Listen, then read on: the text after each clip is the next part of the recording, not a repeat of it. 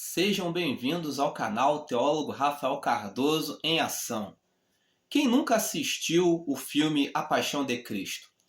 Note bem que quando nós assistimos esse filme, por vezes ficamos emocionados, porque vemos ali cenas contundentes, cenas fortes, que mexem com o nosso interior. E todo mundo sabe que Cristo morreu e ressuscitou. Mas por que ele tinha que fazer isto? Por que Cristo morreu por nós? Porque não poderia, vamos reformular, ser um de nós? Tipo, poderia ter sido Moisés? Poderia ter sido Elias? Poderia ter sido Davi? Poderia ter sido Maria, que foi agraciada e foi escolhida para ser a mãe de Cristo Jesus? Não poderia ter sido Paulo, ou João, ou Pedro, ou qualquer um dos outros apóstolos, ou homens e mulheres santos que passaram por esta terra? Por que não foi um deles? Pois bem, nesta lição vamos estar tentando destrinchar e entender o que foi este sacrifício de Cristo na cruz, o que foi essa redenção. Por que Cristo? Por que Jesus? A lição de número 12 da lição Betel nos traz a seguinte proposta, o seguinte tema: a redenção em Cristo, o sacrifício vicário do Filho de Deus. O texto áureo, para nós usarmos a palavra de Deus, está baseado no livro de João, capítulo 14, Evangelho de João, capítulo 14, verso 6. E é bem pragmático. Diz assim: disse-lhe Jesus, eu sou o caminho e a verdade e a vida. Ninguém mesmo, vem ao Pai, senão por mim. O texto é peremptório, mostra que há apenas um caminho, não tem outra perspectiva. Não tem Elias, não tem Moisés, não tem Davi, não tem Maria, não tem são isso, são aquilo, não tem outro caminho, só um caminho para se chegar até Deus. O texto é bem claro, Jesus Cristo. E é interessante que eu estava vendo uma postagem em uma rede social, e na postagem havia a seguinte indagação. Mostrava uma cena de uma pessoa que fez tudo de ruim. Matou, fez uma série de coisas erradas, pecou de várias formas e no último momento, nas suas últimas horas de vida, aceitou Jesus como seu Salvador e o texto dizia: aceitou Jesus no final da vida e ganhou o céu. E mostra também uma outra realidade, uma pessoa boazinha que nunca fez mal a ninguém, que nunca praticou mal para ninguém, uma pessoa que dava esmolas, fazia uma série de coisas e mostrou a pessoa morrendo e indo para o inferno. E dizia, não foi para o céu porque não seguia uma determinada religião. E a questão é, religião salva alguém? É interessante nós nos fazermos essa pergunta. É a religião que salva? É a religião dos crentes que salva? É a religião de uma matiz, de repente, africana que salva? É o budismo que salva? Tantas outras, né, religiões que existem por aí, são elas que salvam? E o texto áureo ele foi bastante emblemático. Só há um caminho para se chegar a Deus. E esse caminho passa por Cristo. Então vamos ser bem sinceros, bem peremptórios. Somente Cristo salva. Ponto. Este é o primeiro ponto que nós devemos compreender. Somente Cristo salva. Fora de Cristo não há salvação. Não existe salvação fora de Cristo. Logo, se eu estou num lugar que não busca Cristo, jamais terei salvação. Por mais que eu seja bonzinho, aparentemente aos olhos dos outros, por mais que eu dê esmola, por mais que eu não faça nada de ruim para ninguém, aparentemente, só posso ser salvo em Cristo. Para tanto, ele morreu por nossos pecados. Mas alguém vai dizer, isso é um absurdo. Porque alguém, de repente, praticou o mal a vida inteira e no final da vida diz lá que aceitou Jesus e foi para o céu. Em contrapartida, alguém não fez mal para ninguém a vida inteira e só porque não aceitou Jesus ou não seguiu uma determinada linha de pensamento teológico, não foi para o céu, foi para o inferno. A primeira pergunta que eu quero lhe fazer pensar e questionar é: você é bom? O ser humano é bom? Porque se nós formos analisarmos as situações, o ser humano, na sua essência, na sua natureza, ele carrega algo consigo. Ele é mau, ele carrega o pecado. Todo ser humano é mau. Mas você pode dizer, eu dou esmolas, você é mau. Você pode dizer, eu não fiz mal para ninguém, eu nunca adulterei, eu nunca me prostituí, eu nunca coloquei um cigarro na boca, eu nunca, de repente, me droguei, nunca fiz isso, nunca fiz aquilo. Você é mau, por mais que você não tenha feito nada disso. Por quê? Porque todo ser humano é mau. Já nascemos com isto. A palavra de Deus diz que o salmista Davi dizia, em pecado, né, me concebeu a minha mãe. Nós já nascemos, de certa forma, pecadores. Se nascemos pecadores, somos maus. Vou te dar um exemplo bem prático, bem interessante. Uma criança, por exemplo, uma criança que aparentemente aí, nos primeiros anos de vida, 6, 7 anos, 8 anos, vamos usar assim, vamos usar até os 7 anos, de repente 6 anos. Alguém fala assim, uma criancinha, não tem maldade, 5 anos, não tem maldade nenhuma. Essa criança, todas as crianças já nascem com algo, o pecado em si. Vou provar o que estou dizendo. Às vezes, quem já foi criança, todos nós fomos criança, ou quem é criança vai compreender o que eu estou dizendo. Uma criança, por exemplo, só por diversão, às vezes esmaga uma formiga, brincando. Isso é maldade.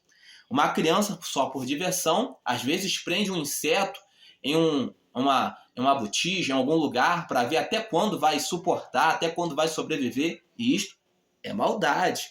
Uma criança, por vezes, na brincadeira judia do gatinho, puxa o rabo do gatinho, né? Puxa o pelo do gato, joga o gato para lá, para cá, para ela estar se divertindo, mas está praticando uma maldade. Isso é mal.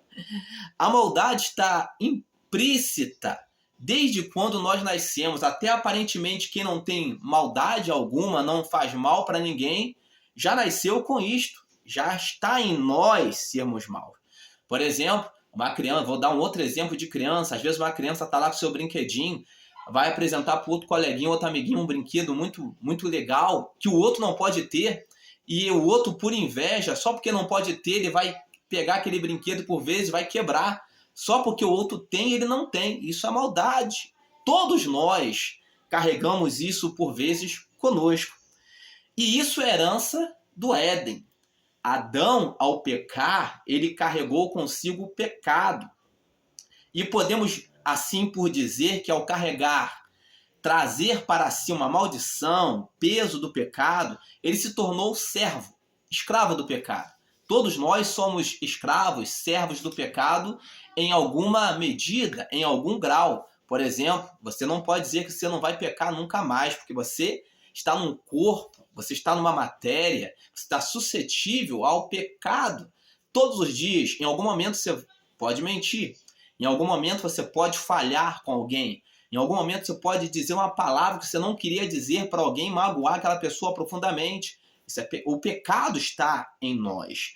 E o Adão, ele trouxe para si esse peso do pecado. Está todo mundo preso, ou estava todo mundo preso na mesma situação, vírgula. Estava todo mundo preso na mesma situação, até vir a redenção. A redenção era algo necessário. E o que é redenção? Primeiro nós precisamos compreender o que é redenção. Redenção vem do latim redimire, que significa comprar de volta, ou seja, resgatar. Ou seja, todos nós em Adão nos tornamos pecadores, em Adão nos tornamos escravos do pecado. Nós tínhamos um dono, o pecado. Estávamos sentenciados a viver longe de Deus porque tínhamos um dono, o pecado. O pecado nos dominava. E Cristo, ele nos redimiu. Ele fez um processo de redenção. Para se fazer esse processo de redenção, né, ele teve que nos comprar de volta. Só pode comprar alguém, só pode redimir alguém de uma dívida, alguém que tem melhores condições, alguém que tem mais, alguém que tem recursos. Porque alguém que está endividado não tem condições de, por vezes, pagar a sua própria dívida. E, por vezes, precisa que alguém, né, vá lá e financie ou compre a sua dívida. E esse que compra, esse que financia, ele tem melhores recursos, ele tem maiores recursos, está em condições melhores. E a humanidade estava presa no pecado, era serva do pecado, e Cristo nos resgatou. Sendo ele Deus, ele tinha plenas condições de nos resgatar, ele tinha plenas condições de nos comprar, porque ele tinha um recurso valioso, e esse recurso é o seu sangue, ou era o seu sangue, que nos remiu. Remir significa, de certa forma, também cobrir. Ele cobriu os nossos pecados. Eu estou dizendo que todos os homens, eles nascem pecadores, escravos do pecado, mas o sangue de Cristo, ele cobre. E nós vamos chegar na situação que alguém, de repente, vai se perguntar, mas fez mal a vida inteira, mas aceitou Jesus, o sangue de Cristo cobre. Há uma cobertura. Porque todos nós somos maus, não tem nenhum ser humano bonzinho. Já expliquei na analogia, né, falando das crianças que já nascem mais, com maldades em si. É necessário que haja uma cobertura, e essa cobertura somente o sangue de Cristo pode nos proporcionar. Daí o porquê de Elias não ter podido fazer isso. Daí o porquê de Davi não ter podido fazer isso. Daí o porquê de Moisés e tantos outros, Maria, né, Pedro, Paulo, João e tantos outros, não poderem nos remir, porque também estão nas mesmas situações que nós. Apenas o resgatador, apenas o remidor estava em condições superiores. Então só ele poderia nos remir. Então, quando alguém apela para... Estou abrindo seus olhos com todo respeito. Quando alguém apela para o santo isso, o santo aquilo, eram homens que também estão nas mesmas condições que nós. Não podem nem se salvarem por si só, que dirá ajudar você. Porque também precisam, depende dele. Somente Jesus Cristo salva. Não há salvação em São isso, não há salvação em santo aquilo. Não podem fazer nada por você, porque também são pecadores, como nós. Apenas Cristo nunca pecou, porque ele é o próprio Deus encarnado. Qual homem tem condições de se livrar por si só dos próprios pecados, a não ser Deus, pela sua graça, pela sua misericórdia, nos remir com o seu sangue? Então, lembre-se, somente Cristo salva. Você vive uma vida difícil, uma vida que aparentemente aos seus olhos não tem jeito, Cristo pode cobrir, Cristo pode remir, Cristo pode mudar a sua história, porque ele pagou um alto preço. Daí o significado dele ter morrido na cruz do Calvário para cobrir os nossos pecados. Todos nós estamos nas mesmas situações, mas Cristo cobre com o seu sangue os nossos pecados. Quando ele olha para um homem pecador e o inimigo quer nos acusar por vezes, Jesus Cristo lá na eternidade olha para nós e fala para o Pai: Pai, o meu sangue o cobre de todo o pecado. Ele está isento, ele está livre, porque o meu sangue o cobriu.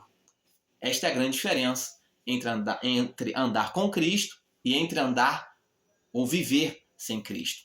Gostou do nosso conteúdo? Eu sou o teólogo Rafael Cardoso. Sou especializado em teologia sistemática, especializado também em teologia comparada. Amamos estudar teologia. E para você que tem gostado do nosso conteúdo, nós temos também alguns livros escritos, né? Eu sou também escritor. Tenho um livro escrito Gênesis para Teólogos, uma síntese. A predestinação sob uma perspectiva calvinista. Leia este livro, é o meu queridinho, é o meu xodó. Vamos estar entendendo como Cristo nos salva pela sua graça, né? Somente a graça dele, que nós não temos condições de sair do pecado com nossas próprias forças. Tenho também escrito Introdução à Escatologia, você que é apaixonado por assuntos referentes já ao final dos tempos, né? Escatologia, né? Temos esse livro escrito, uma breve abordagem sobre as diferentes linhas e pensamentos escatológicos. Também gostaria de falar, também frisar aqui, que tenho também um curso ao qual eu elaborei, um curso básico, né? É um curso livre, básico de teologia, que serve aí para te introduzir nas questões aí de teologia, né? Você que quer se aprofundar, você sabe o que é a martiologia? Você sabe o que é soteriologia? Você sabe o que é eclesiologia e tantos outros termos que os teólogos usam, os estudiosos da palavra usam. ficou curioso para compreender, vai ter um link abaixo nos comentários, ao qual vou estar deixando tanto para você adquirir os livros, tanto para você adquirir o curso de teologia elaborado por mim, que está na plataforma da Hotmart. Sabe qual o valor? R$ 9,99. Preço único, nada mais do que isso, e você vai estar começando a compreender assuntos teológicos. Que Deus abençoe a sua casa, a sua família, em Cristo Jesus.